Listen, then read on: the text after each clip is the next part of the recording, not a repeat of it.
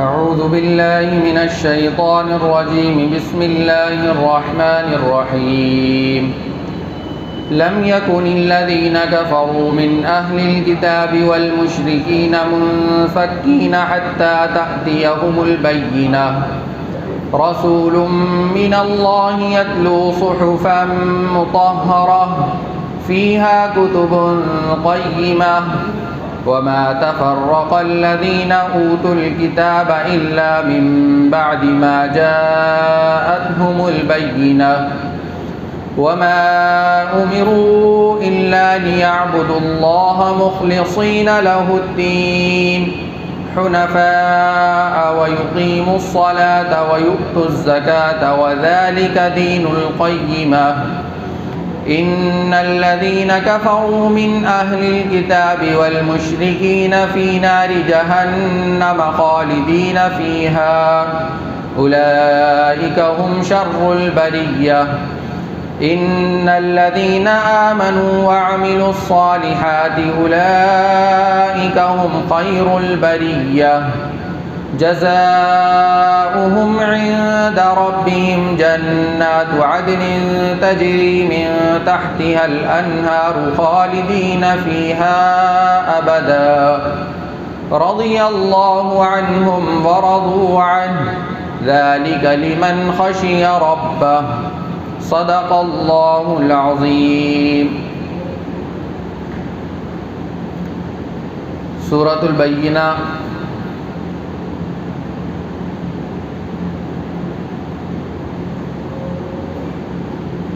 یہ سورت مدنی بھی ہے اور بعض لوگوں نے کہا ہے کہ مکی بھی ہے، اور اس میں 8 آیتیں ہیں. ترجمہ شروع اللہ کے نام سے جو سب پر مہربان ہے، بہت مہربان ہے. لم یکن الذین کفروا من اہل الکتاب والمشرکین منفکین. مشرکین اور اہل کتاب میں سے جو لوگ کافر تھے وہ اس وقت تک باز آنے والے نہیں تھے حتی تأتیہم البینہ، جب تک کہ ان کے پاس روشن دلیل نہ آتی. رسول من اللہ یتلو صحفا مطہرہ، یعنی ایک اللہ کا رسول جو پاک صحیفے پڑھ کر سنائے. فیہا کتب قیمہ، جس میں سیدھی سچی تحریریں لکھی ہوئی ہوں. وما تفرق الذین اوتوا الکتاب الا من بعد ما جاءتهم البینہ، اور جو اہل کتاب تھے انہوں نے جدا راستہ اسی کے بعد اختیار کیا جب ان کے پاس روشن دلیل آ چکی تھی. وما امروا الا ليعبدوا الله مخلصين له الدين حنفاء ويقيموا الصلاة ويؤتوا الزكاة وذلك دين القيمة. اور انہیں اس کے سوا کوئی اور حکم نہیں دیا گیا تھا کہ وہ اللہ کی عبادت اس طرح کریں کہ بندگی کو بالکل یکسو ہو کر صرف اسی کے لیے خاص رکھیں، اور نماز قائم کریں اور زکوٰۃ ادا کریں، اور یہی سیدھی سچی امت کا دین ہے. ان الذین کفروا من اہل الکتاب والمشرکین فی نار جہنم خالدین فیہا. یقین جانو کہ اہل کتاب اور مشرکین میں سے جنہوں نے کفر اپنا لیا ہے وہ جہنم کی آگ میں جائیں گے جہاں وہ ہمیشہ ہمیشہ رہیں گے. اولئک هم شر البریہ، یہ لوگ ساری مخلوق میں سب سے برے ہیں. ان الذین آمنوا وعملوا الصالحات اولئک هم خیر البریہ، جو لوگ ایمان لائے اور انہوں نے نیک عمل کیے ہیں وہ بے شک ساری مخلوق میں سب سے بہتر ہیں. جزاؤہم عند ربہم، ان کے پروردگار کے پاس ان کا انعام. جنات عدن تجری من تحتها الانہار خالدین فیہا ابدا، وہ سدا بہار جنتیں ہیں جن کے نیچے نہریں بہتی ہیں، وہاں وہ ہمیشہ ہمیشہ رہیں گے. رضی اللہ عنہم ورضوا عنہ، اللہ ان سے خوش ہوگا اور وہ اللہ سے اور وہ اس سے خوش ہوں گے. ذالک لمن خشی ربہ، یہ سب کچھ اس کے لیے ہے جو اپنے پروردگار کا خوف دل میں رکھتا ہو. یہ تو اس سورت کا ترجمہ تھا.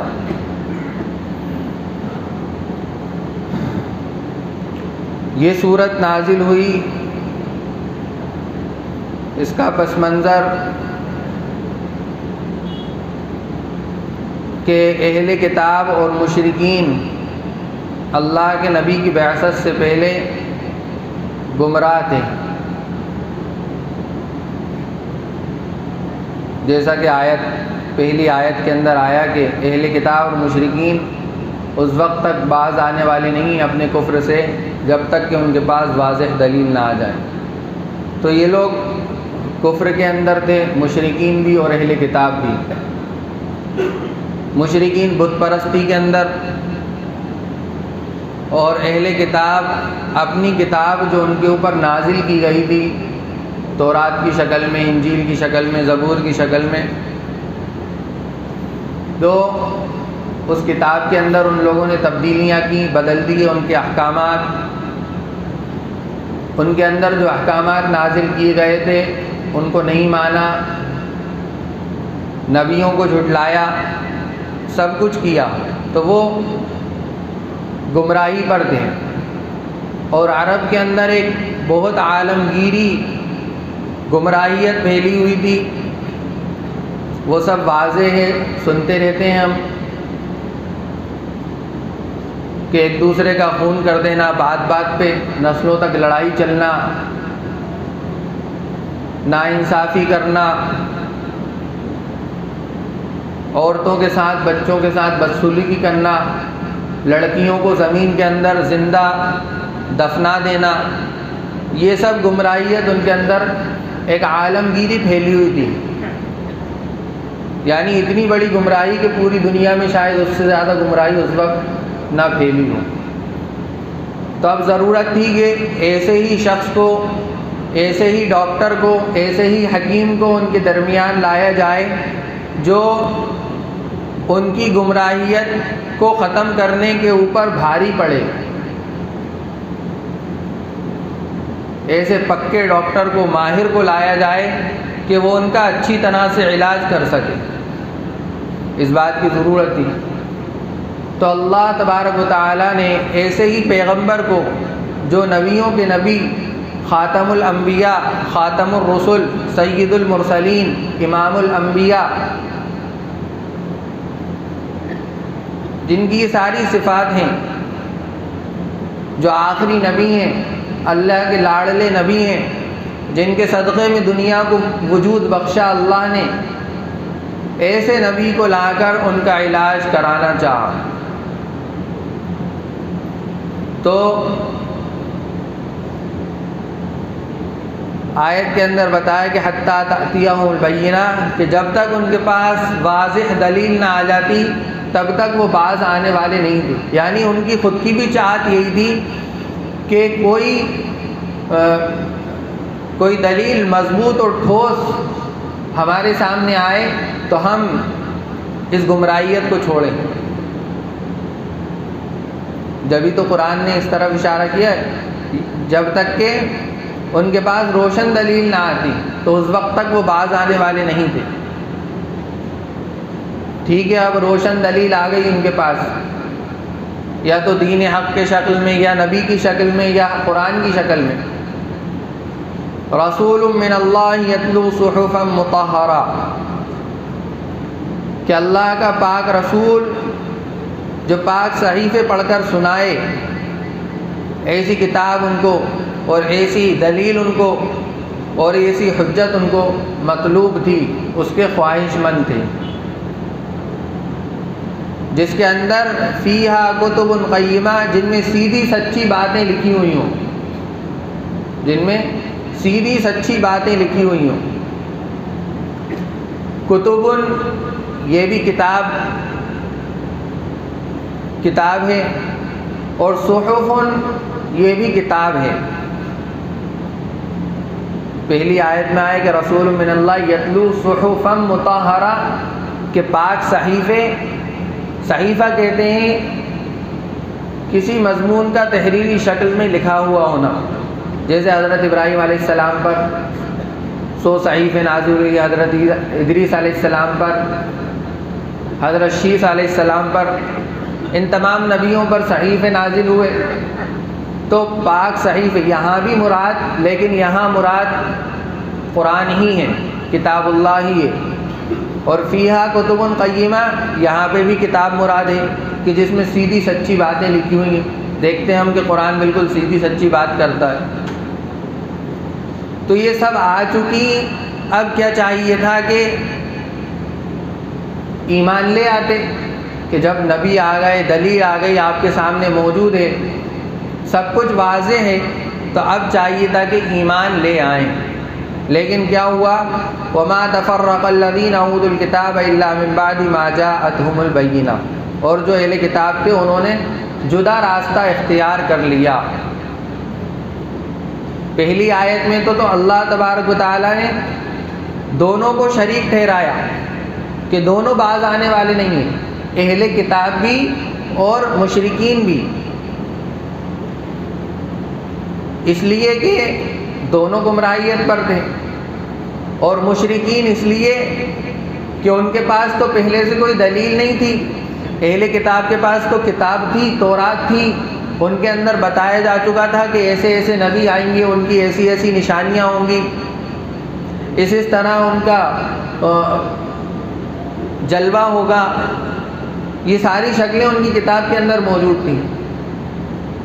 تو یہاں جو اہل کتاب کو مخاطب کیا کہ وما تفرق الذین اوتوا الکتاب، کہ جو اہل کتاب تھے انہوں نے الگ راستہ اختیار کر لیا، یعنی انہوں نے اس کا بھی انکار کیا، جبکہ وہ جانتے تھے کہ یہ کتاب حق ہے، یہ رسول حق ہیں، یہ دین سچا دین ہے، آخری دین ہے، یہ نبی آخری نبی ہے، یہ کتاب آخری کتاب ہے، سب کچھ پڑھ چکے تھے وہ، لیکن پھر بھی جدا راستہ اختیار کیا، اور صرف کس وجہ سے؟ اپنی ضد اور اپنی ہٹ دھرمی کی وجہ سے، اپنی ضد اور اپنی ہٹ دھرمی کی وجہ سے۔ چنانچہ روایات کے اندر آتا ہے کہ اہل کتاب جب مشرکین سے جنگ ہوتی ان دونوں کی آپس میں، تو اہل کتاب کہتے کہ تھوڑا سا صبر کرو، انتظار کرو، ایک نبی آنے والے ہیں جس نبی کے ساتھ مل کر ہم تم کو ہرائیں گے اور تمہارے اوپر فتح حاصل کریں گے۔ ایک روایت میں ہے کہ جب کسی مشرکین سے جنگ ہوتی ہے اہل کتاب کی، تو یہ دعا کرتے کہ اللہ ہمیں آخری نبی کی برکت سے اور آخری کتاب کی برکت سے فتح نصیب فرما، یہ دعائیں کرتے۔ لیکن جب وہ نبی آ گئے، وہ رسول آ گئے، وہ کتاب آ گئی، وہ دین آ گیا، وہ اسلام آ گیا، تو پھر انہوں نے کیا کیا کہ جدا راستہ، الگ اپنا راستہ اختیار کر لیا، اور جنہوں نے غور و فکر کیا، جنہوں نے سوچا سمجھا، تدبر کیا، تفکر کیا، وہ راہ راست کو پہنچ گئے، ایمان لے آئے، کتاب کو، نبی کو، اسلام کو، دین کو حق مان لیا۔ پھر آگے اللہ تبارک و تعالیٰ نے ارشاد فرمایا وَمَا أُمِرُوا إِلَّا لِيَعْبُدُوا اللَّهَ مُخْلِصِينَ لَهُ الدِّينَ، اور انہیں اس کے سوا کوئی اور حکم نہیں دیا گیا تھا کہ وہ اللہ کی عبادت اس طرح کریں کہ بندگی کو بالکل یکسو ہو کر صرف اسی کے لیے خاص رکھیں، یعنی صرف اللہ ہی کی عبادت کریں، کسی کے ساتھ شرک نہ کریں۔ مشرکین کیا کرتے تھے؟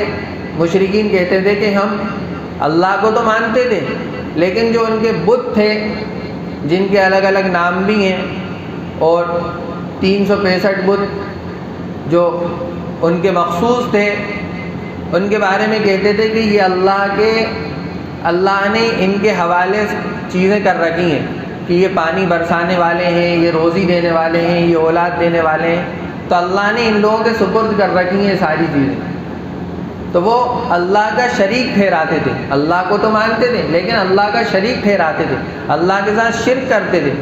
تو اللہ تبارک و تعالیٰ نے حکم دیا کہ اس طرح عبادت کرو کہ صرف میری ہی بندگی ہو، یکسو ہو کر، ایسا نہ کہ اس میں شرک ہو۔ اور پھر آگے ارشاد فرمایا وَيُقِيمُ الصَّلَاةَ وَيُؤْتُوا الزَّكَاةَ، اور نماز قائم کریں اور زکوٰۃ ادا کریں، وَذَلِكَ دِينُ الْقَيِّمَةِ، اور یہی سیدھی سچی امت کا دین ہے۔ حضرت ابن عباس رضی اللہ عنہ فرماتے ہیں کہ یہ جو کتاب ہے یہ شکوک اور شبہات سے بھی خالی ہے، اس میں کسی قسم کے شک کی گنجائش نہیں ہے، یہ خرافات سے خالی ہے، بیکار چیزیں اس کے اندر نہیں ہیں، یہ بالکل پکی سچی پاک صاف کتاب ہے۔ اس کے بعد اگلی آیتوں میں اللہ تبارک و تعالیٰ نے جن لوگوں نے دین کو سچا مانا، رسول کو سچا مانا، قرآن کی اور اللہ کے احکامات کی پیروی کی، نبی کی سنتوں کو اپنایا، نبی کے طریقے پر چلے، ان کے ٹھکانے کا بیان کیا ہے، اور جنہوں نے نہیں مانا ان کے بھی ٹھکانے کا بیان کیا ہے۔ چنانچہ پہلے کفار اور مشرکین کے ٹھکانے کو بیان کیا کہ ان الذین کفروا من اہل الکتاب والمشرکین، کہ جو اہل کتاب اور مشرکین میں سے کفر کیا جن لوگوں نے، فی نار جہنم خالدین فیہا، تو وہ جہنم کے اندر، جہنم کی آگ میں ہمیشہ ہمیشہ کے لیے رہیں گے، کبھی نہیں نکالے جائیں گے، ہمیشہ ہمیشہ کے لیے رہیں گے۔ اور پھر آگے ان کے بارے میں کہا کہ اولئک هم شر البریہ، کہ یہ قوم کے سب سے برے لوگ ہیں، مخلوق میں سب سے برے لوگ ہیں، کہ یہ ان کا ٹھکانہ بتا دیا۔ پھر آگے ایمان والے جو ایمان لے آئے ان کے بارے میں ارشاد فرمایا کہ ان الذین آمنوا وعملوا الصالحات، کہ یقیناً جو لوگ ایمان لائے اور نیک اعمال کیے، ایمان لانا سب سے پہلے ضروری ہے، اس کے بعد نیک اعمال کرنا ضروری ہے، ورنہ نیک اعمال تو بہت سارے لوگ کرتے ہیں لیکن ایمان نہیں ہے تو وہ ان کے نیک اعمال قابل قبول نہیں ہیں۔ بہت سارے لوگ ہیں پانی کی بورنگ کروا دیتے ہیں، پانی کے مٹکے رکھوا دیتے ہیں، کھانے پینے کا انتظام کرواتے ہیں، بہت سارے خدمات کرتے ہیں، لیکن ایمان اس کے لیے شرط ہے۔ آمنو، کہ ایمان لائے اور پھر نیک اعمال کیے، تو یہ مخلوق میں سب سے اچھے لوگ ہیں۔ اولئک هم خیر البریہ، یہ مخلوق میں سب سے اچھے لوگ ہیں۔ پھر آگے ارشاد فرمایا جزاؤہم عند ربہم، کہ یہ جو اچھے لوگ ہیں ان کا بدلہ ان کے رب کے پاس ایسی جنت ہے جس کے نیچے نہریں بہتی ہوں گی، وہ اس میں ہمیشہ ہمیشہ رہیں گے، کبھی نکالے نہیں جائیں گے۔ پھر آگے ارشاد فرمایا رضی اللہ عنہم، کہ اللہ ان سے راضی، ورضوا عنہ، اور وہ اللہ سے راضی۔ کیا مطلب اس کا؟ کہ جب جنت میں داخل کیا ہے تو رضا پہلے ہوئی ہوگی تبھی تو جنت میں داخل کیا، بغیر راضی ہوئی جنت میں کیسے داخل ہو سکتے؟ تو یہاں بتانا بہت انتہا درجے کی جو رضا ہوتی ہے وہ مقصود ہے، کہ جو بالکل اعلیٰ قسم کی جو رضا ہوتی ہے، جو بالکل آخری پیمانہ ہوتا ہے رضا کا، یہاں پر وہ مقصود ہے کہ اللہ تبارک و تعالی حضرت جو ہے